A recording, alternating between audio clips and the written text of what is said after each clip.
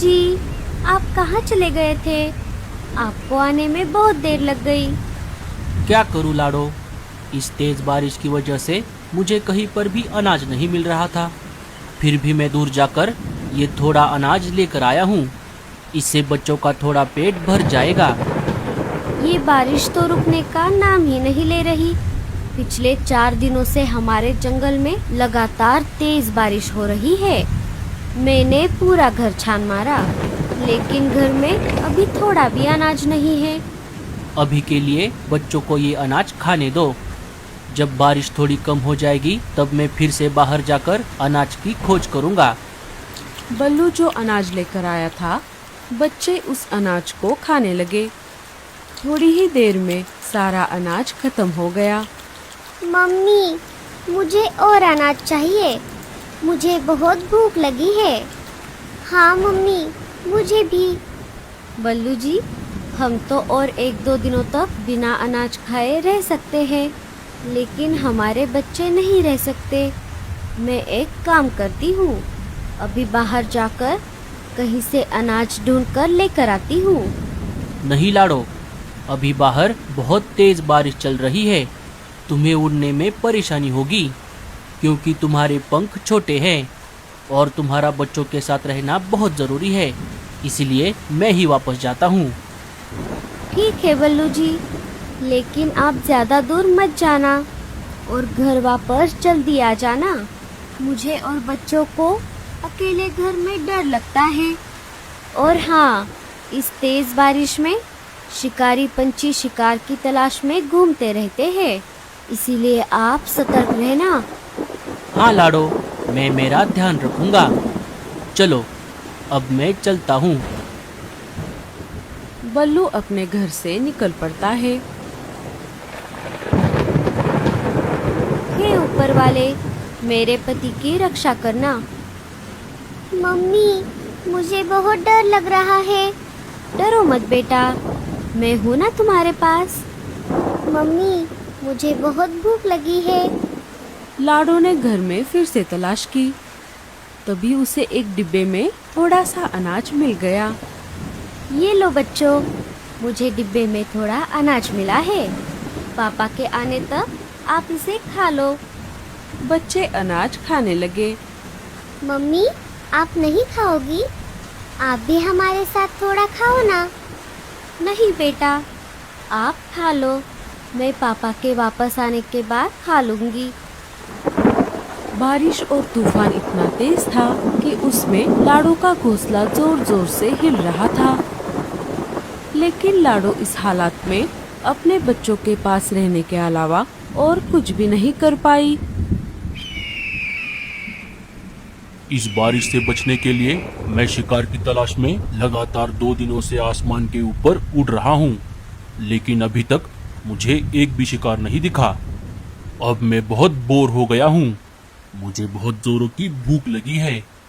लगता है अब मुझे नीचे जाकर बारिश में भीगना ही पड़ेगा। शायद नीचे मुझे कोई बढ़िया सा शिकार मिल जाए। भजिया गर्मा गरम, भजिया गर्मा गरम, मैं तो खाऊंगी इनको गर्मा गरम। चील आसमान से नीचे आ जाता है और मीनू मौसी के घोंसले के बाजू वाले टहनी पर जाकर बैठ जाता है। चलो, अब मुझे जल्दी से किसी हट्टे कट्टे शिकार की तलाश करनी होगी। अगर मुझे पूरा परिवार मिल गया, जिनमें बच्चे भी शामिल हो, फिर तो मजा ही आ जाएगा। मीनू मौसी खिड़की से शिकारी पंछी को देख लेती है। अरे बाप रे, शिकारी चील, ये भला यहाँ पर क्या कर रहा है? चल मीनू, अब तेरा ऊपर जाने का समय आ गया है। अरे वाह, ये खुशबू कहाँ से आ रही है? अरे बाप रे, बचाओ, मुझे मत मारो। मैं तो एक बूढ़ी चिड़िया हूँ, मुझे मारकर तुम्हें क्या मिलेगा? अरे चुप कर, मैं तुझे नहीं खाऊंगा। मैं तो बस ये खुशबू सूंघकर आया था। ये तुम क्या बना रही हो? मैं तो गर्मा गर्म पकोड़े तल रही थी। अरे वाह, पकोड़े तो मुझे बहुत पसंद है। सुन रही बुढ़िया, अगर तू मुझे पकोड़े दे देगी तो मैं तुझे नहीं खाऊंगा। हाँ हाँ, ले लो, तुम ये सारे पकोड़े ले लो, लेकिन मुझे मत मारो। अरे वाह वाह वाह वाह, बुढ़िया तूने पकोड़े तो बहुत अच्छे बनाए हैं। और तुम डरो मत, मैं वैसे भी बूढ़े पंछियों को नहीं खाता, क्योंकि उनमें हड्डियों के अलावा कुछ भी नहीं मिलता। हाँ हाँ, ये बिल्कुल सही कहा तुमने। चील सारे पकोड़े खा लेता है। चल बुढ़िया, अब मुझे ये बता कि इस जंगल में मुझे हट्टा कट्टा शिकार कहाँ मिलेगा। एक पूरा परिवार भी चलेगा, जिनमें बच्चे भी शामिल हो। अरे चील भाई, मुझे भला शिकार के बारे में क्या पता होगा, मैं तो ज्यादातर घर में ही रहती हूँ। अगर तूने नहीं बताया तो मैं तुझे अभी खा जाऊंगा। अरे नहीं नहीं चील भाई, मैं तो मजाक कर रही थी। आप एक काम करो, यहाँ से सीधा आगे जाते ही आपको एक आम का पेड़ दिखेगा। वहाँ पर 2 घोंसले हैं, एक है कालू कौवे का और एक है रानो चिड़िया का। रानो अपने घोंसले में अकेली रहती है। आप उन दोनों घोंसलों में से किसी को भी खा सकते हो। छे छे, मैं कौवे का शिकार नहीं करता और उस अकेली चिड़िया को खाकर मेरा पेट नहीं भरेगा। तुम कोई ऐसा घोंसला बताओ जिनमें छोटे छोटे बच्चे भी हो, और जल्दी करो, मुझे बहुत भूख लगी है। अरे बाप रे, अब मैं क्या करूं? अगर मैंने इसे नहीं बताया तो ये मुझे अभी खा जाएगा। अरे क्या हुआ, तुम कहाँ खो गई? चील भाई, आप एक काम करो, यहाँ से सीधा आगे जाकर आपको थोड़ी दूरी पर एक नदी मिलेगी। नदी को पार करते ही आपको वहाँ पर एक बरगद का पेड़ मिलेगा। उस पेड़ पर एक लाडो नाम के चिड़िया का घोंसला है। वो अपने पति और अपने 5 बच्चों के साथ वहाँ पर रहती है। उन्हें खाकर आपका पेट जरूर भर जाएगा चील भाई। हाँ, ये हुई ना बात। चलो, आज का बंदोबस्त तो हो गया। अब मैं चलता हूँ। तुमने मुझे पकोड़े खिलाए, इसके लिए तुम्हारा बहुत बहुत शुक्रिया। चील वहाँ से चला जाता है। अरे बाप रे, अब क्या होगा? मैंने तो उस चील को गलत पता दे दिया। लाडो का घोंसला तो दूसरी तरफ है।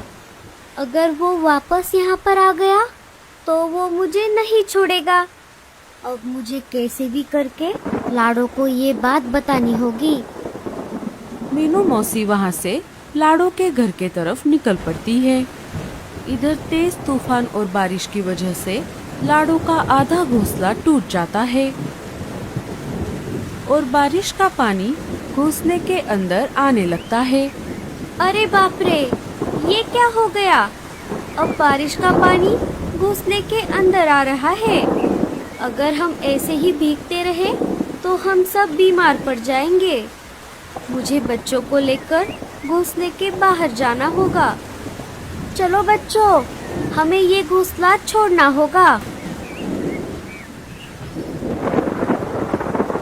लाडो और बच्चे घोंसले के बाहर आ जाते हैं। अरे मम्मी, वो देखो, लगता है ये घोंसला नीचे गिरने वाला है। बच्चे के ऐसा कहते ही घोंसला धड़ाम से नीचे गिर जाता है। अच्छा हुआ मम्मी, हम सब समय रहते बाहर आ गए, नहीं तो हम भी घोंसले के साथ साथ नीचे गिर जाते।